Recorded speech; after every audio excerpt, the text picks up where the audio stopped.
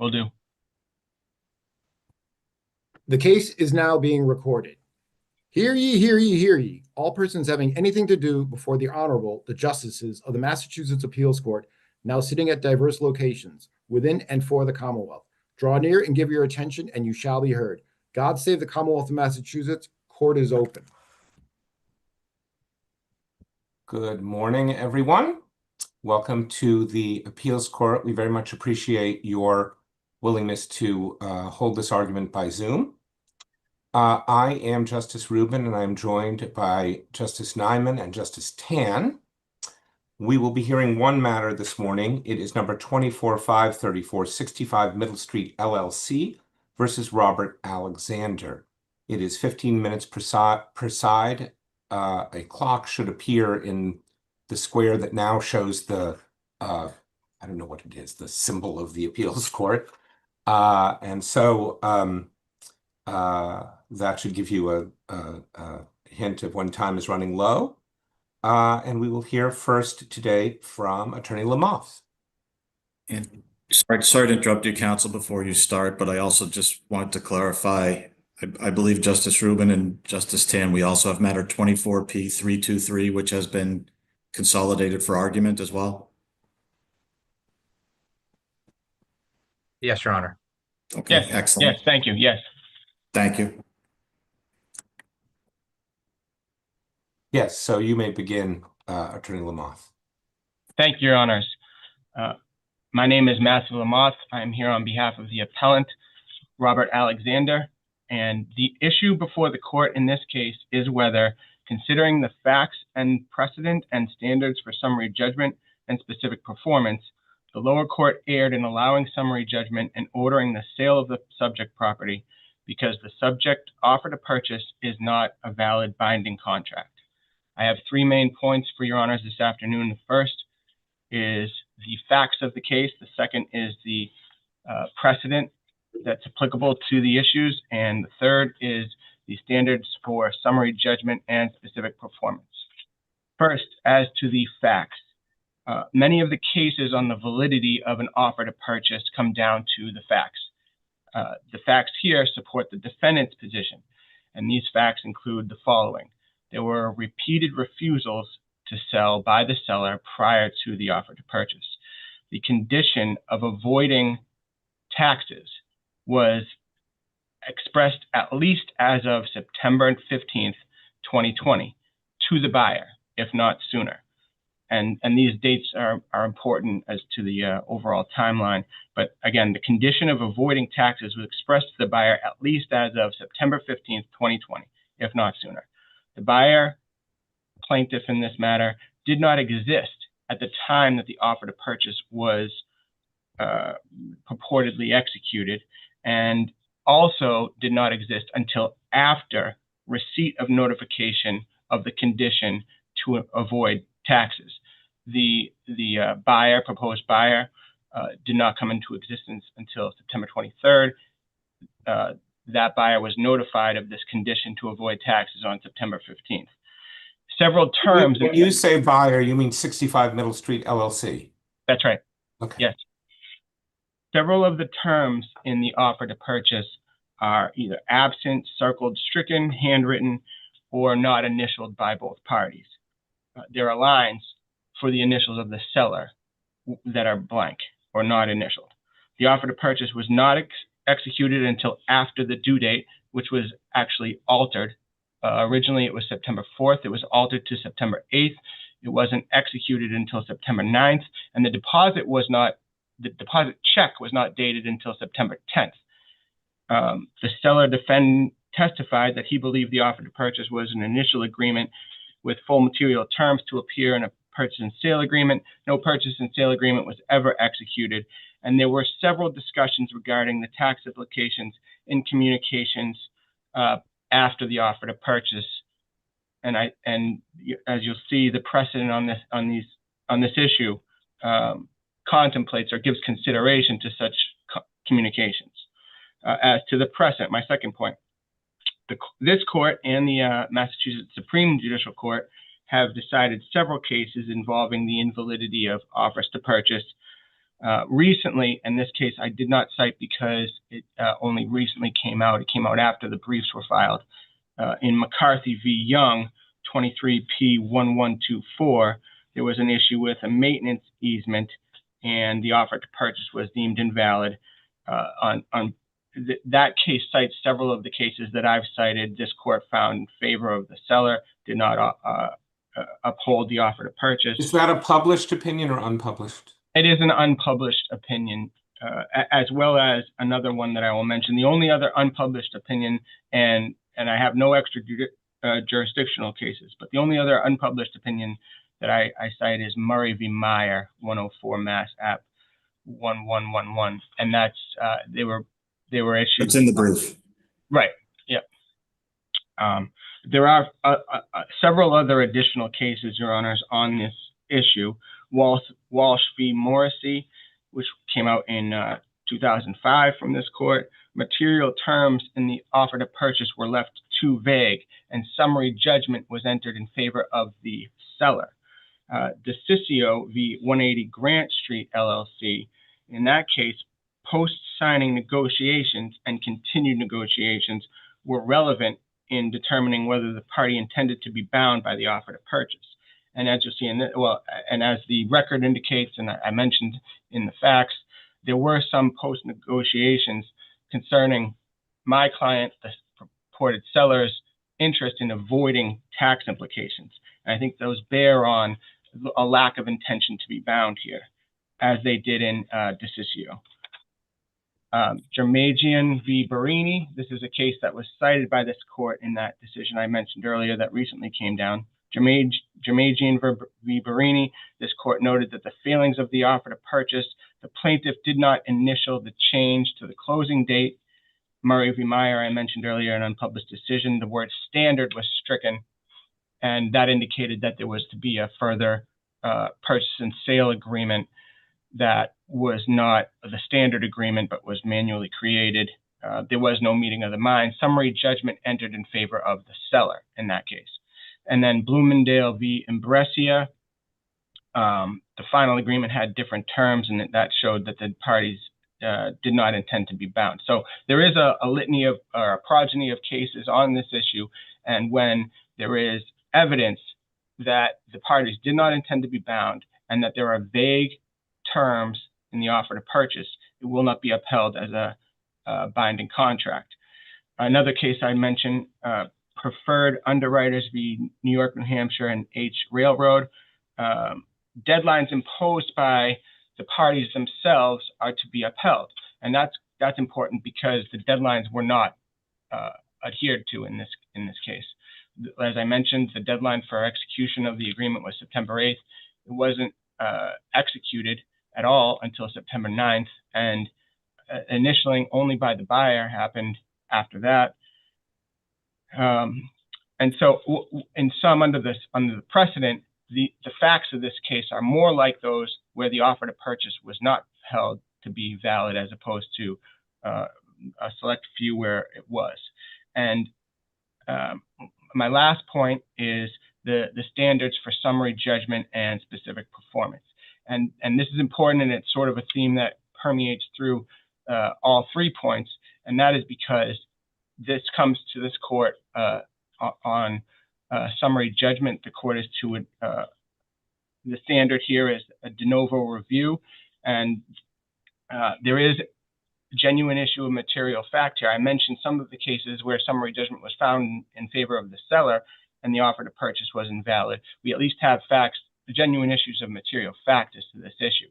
What you'll see in the record is communications by my client, a reluctance to enter into the agreement in the first place, some lack of understanding of who was who, particularly as far as Mr. Petrillo is concerned, and then an expression of this interest in avoiding capital gains tax based on the sale of the property. The issue there for him in particular was that if he were to sell the property due to the amount he owed on the property and the amount he would have to pay in taxes based on the appreciation of the property, he would still owe tax debt in the end. And this was a concern. This was ultimately the concern that led to him not wanting to go forward with the deal. And he expressed in explicit terms eventually that there would be no deal. And that is in the record as well, because there was no way for him to avoid the capital gains tax. Alphas v. Kildiff is a case, as to my third point on the issue of the summary judgment standard. The threshold of materiality for additional discovery is necessarily low, and it's just a matter of whether it would be capable of breathing life into his claim. And the reason I mention that case is because there was a very limited extension to discovery in this case. And my client was only afforded, after the default was removed, a little over 2 months to conduct discovery. Notices of depositions of people who the plaintiff acknowledges would have pertinent information were sent out the day of the deadline, the 2 month and a few days deadline. And then there was a motion to quash all those depositions, so those depositions did not take place. And our position is it was unfair, and the court should have afforded us a longer period of discovery. Again, what happened, just as a start from the beginning, even though I'm nearing the end of my time here, as far as the procedural timeline, this case was originally filed in October of 2020. Nothing was done on the case, hardly at all, until a year and 7 months. So the plaintiff did not pursue default. There was no answer, still did not pursue a default until after they took the defendant's deposition eventually. They did nothing for over a year, over a year and a half. And then they eventually sought a default, obtained a default. The default was removed, and prior counsel, who I know you'll see from the record, had his, misfortunes throughout the case. And obviously, I think that did bear a little bit on this issue, the extension of the discovery, as well as other issues in the case, the way that the tenor of the filings, of course. But needless to say, the discovery period was very limited. And I think as Your Honors review the record, you'll see that this case begs for more information from individuals such as Mr. Petrillo, because my client communicated to Mr. Petrillo that he did not want to proceed if he could not avoid capital gains tax. And there is, at least on September 15th, confirmation from the buyer's attorney that they were aware of that and that they would not proceed with this condition that it be sold through a trust. Now, the buyer later said they would have, but there was at least confirmation of notification to the buyer that there was this condition based on the buyer's attorney. And the reason this connects to the summary judgment standard is that there had to be more information obtained from Mr. Petrillo, from the plaintiff, from the individual who purportedly represented the seller, attorney DiGirolamo, because there were communications between DiGirolamo and the attorney for the buyer regarding this additional condition. And as I said, these people have relevant information. The plaintiff claims in its brief that there would be no point to any additional discovery, but yet in its answers to interrogatories lists individuals who would have pertinent information. And those are the same individuals who my client, through prior counsel, sought to depose and was unable to because the discovery period was so brief. In a case of this magnitude, it's difficult to conduct all the requisite discovery between December 13th and February 24th. Do we know anything about the property itself? Is it a commercial property? It's a 3-family home that my client grew up in. As you'll see in the record, there's a lot of description about the property, actually, because my client grew up in the home. It meant a lot to him and his family, his mother. As you'll see, prior counsel made a point of at length describing the meaning, the sentimental value of the property to my client because of the fact that it was in his family for so long. And, his mother, one of his mother's wishes was that he would keep it in the family. And so that brings me to my final point, and that is the issue of specific performance. I cite in my brief on the appellate court docket number 0323, some case law on specific performance, including Nelson v. Rebello. the parties had a different understanding of the way that the sale would proceed. There's also the delay that I mentioned, and the potential unclean hands, the involvement of Mr. Petrillo, and the way that this was sort of imposed upon my client, despite his obvious intent not to go forward. He would suffer irreparable harm. He would lose the property. He would suffer the tax consequences. He would no longer have the income from the any tenants that rent the property, and so it's the defendant's position that specific performance would be an unfair remedy. What we're asking the court for today is to remand the matter back to the Superior Court for a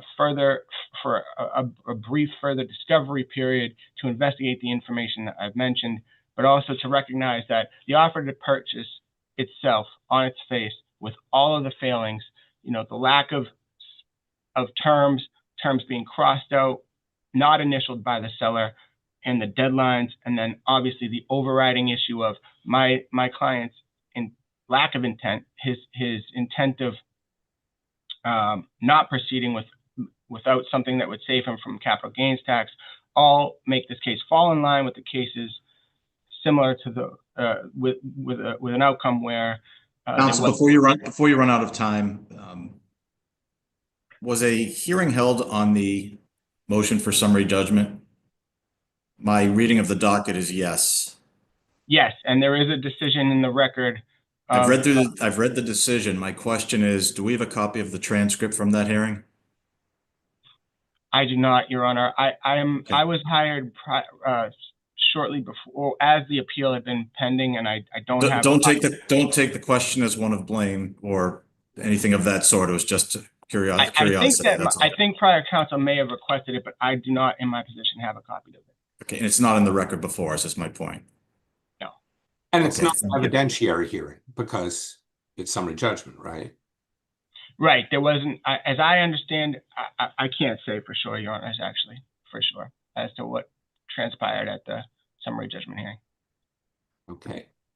Any other questions? Your time's expired. Thank you very much for your argument. We will now hear from Attorney Manikas. Thank you, Your Honors. Jason Manikas on behalf of the plaintiff, 65 Middle Street, LLC. May it please the court. The incident case presents no new or novel theories of law. There's an offer to purchase on a standard form that was executed by both parties that specifies that it, quote, creates binding obligations. There are two lead cases, McCarthy v. Tobin and Gorin v. Royal Investments, which are cited in our brief, that not only dealt with a similar standard form, and in McCarthy an exact standard of form, upheld them as being binding and ordered specific performance, but those cases actually were weaker than the instant case. And can I ask you, I'm sorry to interrupt you. Yes, Your Honor. I have a series of discrete questions for you. Yes, Your Honor. About this agreement. So I have it in front of me, and perhaps you do as well. It says the offer is good until 2 p.m. on September 8th, and the DocuSign attached to it is from September 9th. How did that form a contract? Yes, Your Honor. The parties, as set forth in the uncontested facts, had been negotiating a purchase price, which is what caused the crossouts. The initial offer had been rejected at $900,000. You are correct that it does set a deadline for the acceptance of that offer as of September 8th at a certain time. The seller's broker added a term to it, and that's what caused the DocuSign not to be sent until September 9, which was after the deadline in the form. I acknowledge that. So However, this document is not the complete contract. No, no, it's at, I believe, RA 395 is the offer you're looking at that has a September 8th deadline on it. It was transmitted on September 9 via DocuSign. I'm not interested in when it was transmitted. I'm interested in whether it contains all the material terms of the contract. And it says that it expires on September 8th. And it appears to me, that's what the owner, the seller, putative seller, signed. And he signed it the next day.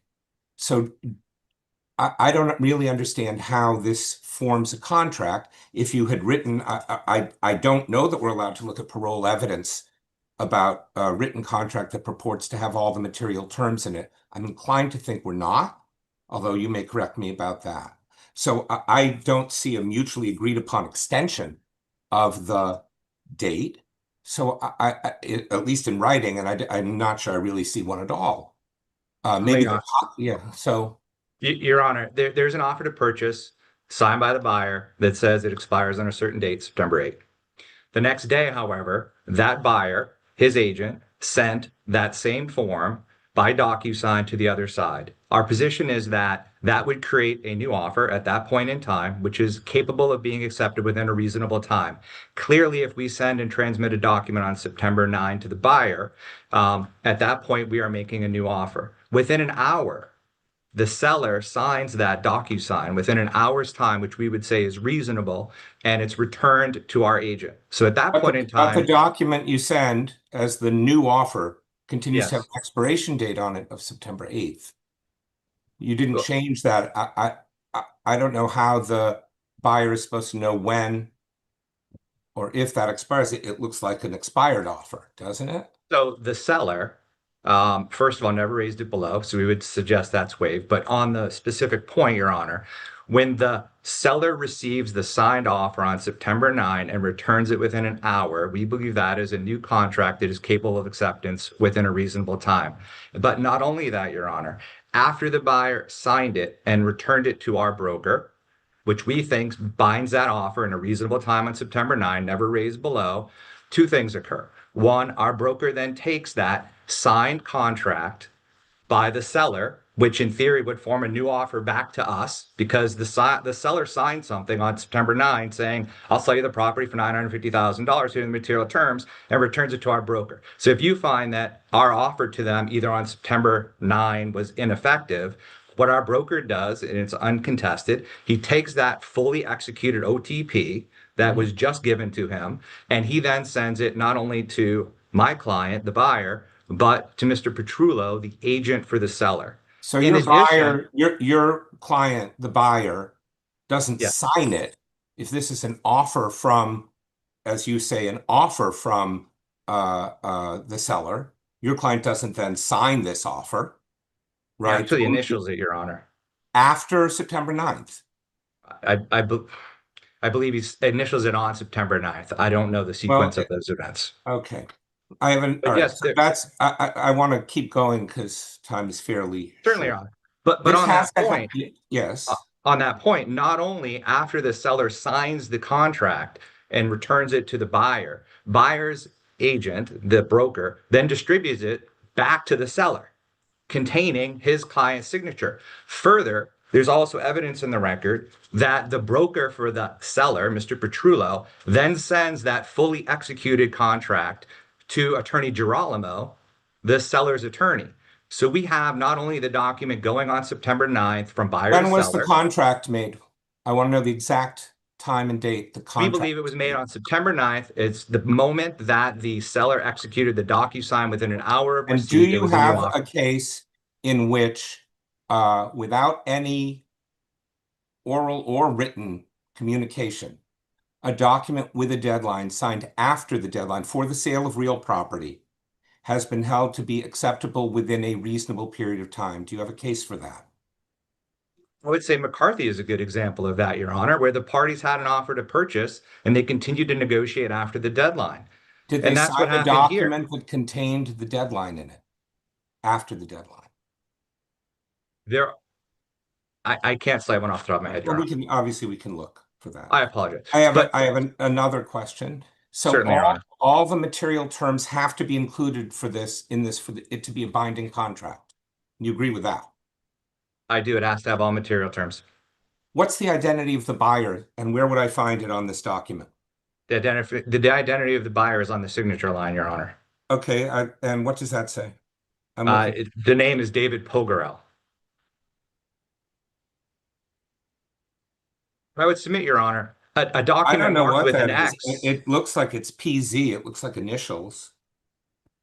Your Honor, the buyer's broker and the seller's broker clearly knew the party with whom they were dealing. But I would submit that I believe case law is very clear, and I can't give you the case off the top of my head, that if a party marks a document with an X, that is a binding signature. There was no dispute as to there was a buyer. Everyone knew who the buyer was, and that's the buyer's Is there signature. evidence in the record that the seller knew who the buyer was? I thought they never communicated with anyone except their own agent. That is correct. My client, the buyer, never communicated directly with the seller or the seller's broker, Your Honor. So I would submit that. Go ahead, I'm sorry. I would submit that I'm not aware of any case law, and I would be surprised if this existed, where the fact that a person cannot read the signature line of a buyer invalidates a contract. A party signed the contract. That party under contract is not only the buyer, but they are freely able to assign the contract. So the suggestion that they created a nominee, 65 Middle State LLC, on the day of the closing to take title is permitted under contract law. I'm gonna get to that in a second.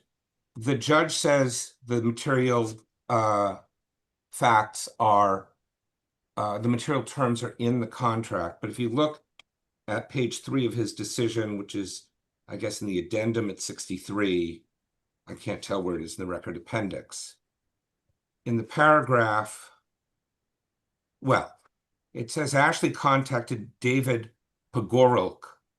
Pogorel, yes, Your Honor. That's the person you're describing as the purchaser? That's the person who signed the document, yes. Okay. It says, in describing the contract, if you look at the last line, it says, the offer contains no contingencies or conditions that are relevant to the issues before me. It states only cash Pogorelk, subject to satisfactory review of leases, offer conditional upon POF from Pogorelk. But it doesn't say that. It says cash buyer. It says offer conditional upon POF from buyer. So are those facts clearly erroneous in that the judge found? It doesn't mention Pogorelk anywhere in it, as far as I can see. You tell me that's his signature, but I have no idea. It does not say Pogorel other than it bears his signature, Your Honor. But again, I think that we would disagree with the proposition that the fact that someone can't read the signature invalidates the contract. Well, there is a line for buyer, but you've left it blank. No, there's a line for buyer with a signature. It's to the right of, I think, the document you're looking at. There are two lines because there could be multiple buyers. Okay, maybe. I mean, the buyer line wasn't left blank, Your Honor, just to be clear. To the right side of it, there are multiple places for buyer. I see what you're saying. My concern is that if the buyer didn't deposit the money, and apparently they gave a check, or if that check bounced, whether the seller would know to whom they are supposed to, from whom they're supposed to seek redress, who they sue about that. And I don't see that on this.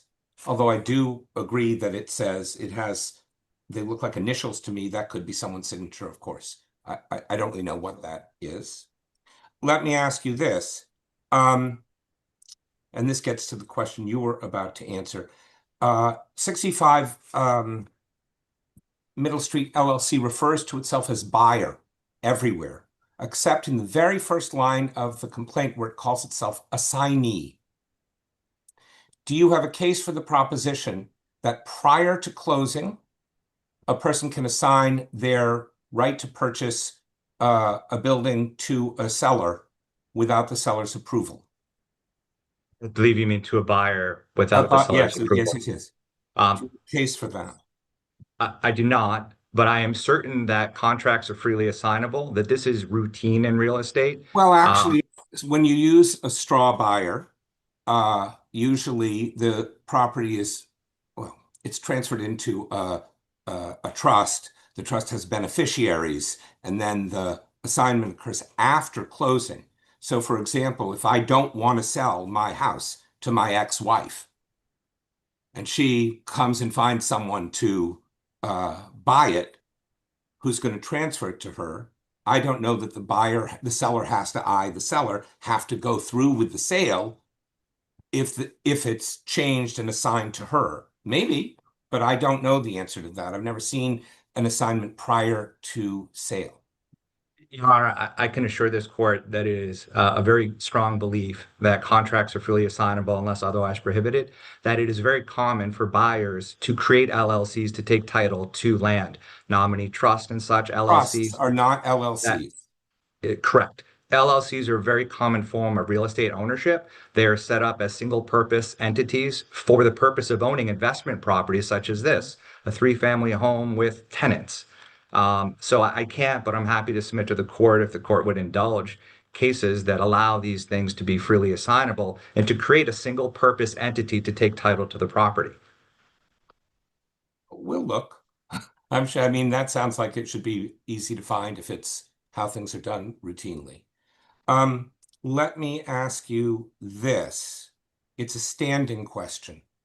Where in the record will I find the assignment to this LLC? It is not in the record, Your Honor.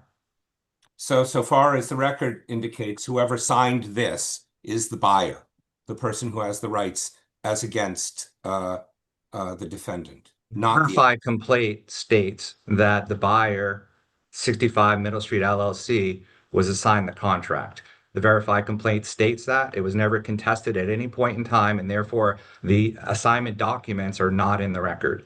It was a contract. It uses the word assignee. That's all it says.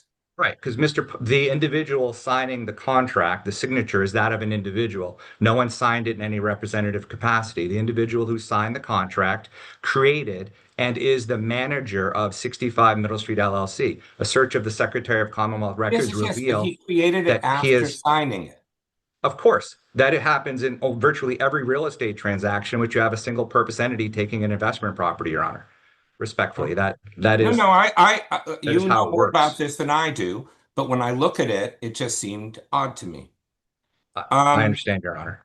Let me also ask you this. If we are looking at parole evidence, for example, to figure out, or extrinsic evidence to figure out that there was an extension of time or something like that, why isn't there a genuine issue of fact about whether this was dependent on the possibility of a trust being created? We have a text message from the, whatever he is, agent or assistant, I don't know what he is, of the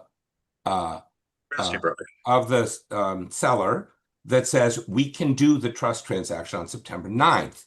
Why isn't it a reasonable inference, and we have to draw those inferences in favor of the seller, that reflects having spoken with someone on the buyer's side? It's an excellent question, Your Honor. I know I'm out of time, but if permitted, I'd love to answer it. Any others the panel has.